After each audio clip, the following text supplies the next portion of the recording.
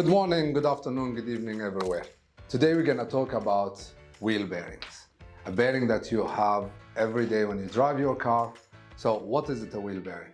So why do we have a wheel bearing? A wheel bearing is to minimize the friction, get you the speed, control the loads, and give you stability in your car. Now, the very initial design of a wheel bearing, it was made of two taper roller bearings.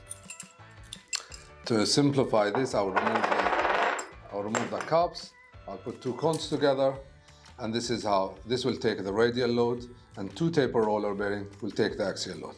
For more about taper roller bearing, check our previous video, and we will have more explanation. Now, with technology moving on, we move to what we call the Generation 1 wheel bearing. Generation wheel bearing can be an open type or a closed type. Sealed or an open type.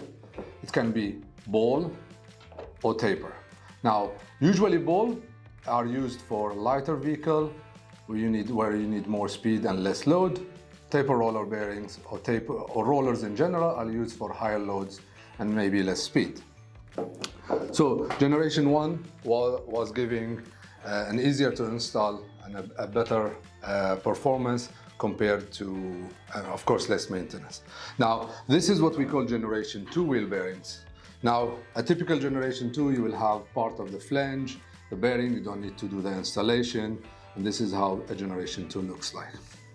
Now, newer car, more advanced cars, we should look at, this is a typical third generation wheel bearings. Now, if you can see, you have the ABS, a similar setup as a Generation 1 and the flange, and this is actually where you fit your tire. If we look at this is how it looks from behind. Now, in Generation 3 or in general, even Generation 1, 2 and 3, today we are moving with we need a safer car, a more stable, and most of the cars are equipped with ABS. And we can see we have mechanical ABS, which you have, the cog on the outer ring. It can look as well something like this. Okay, now you could have an electrical ABS, which is an electrical sensor where it's controlled the ABS in the car.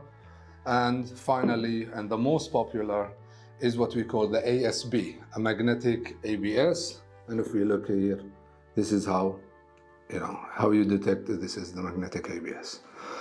So these are the three generation wheel bearings.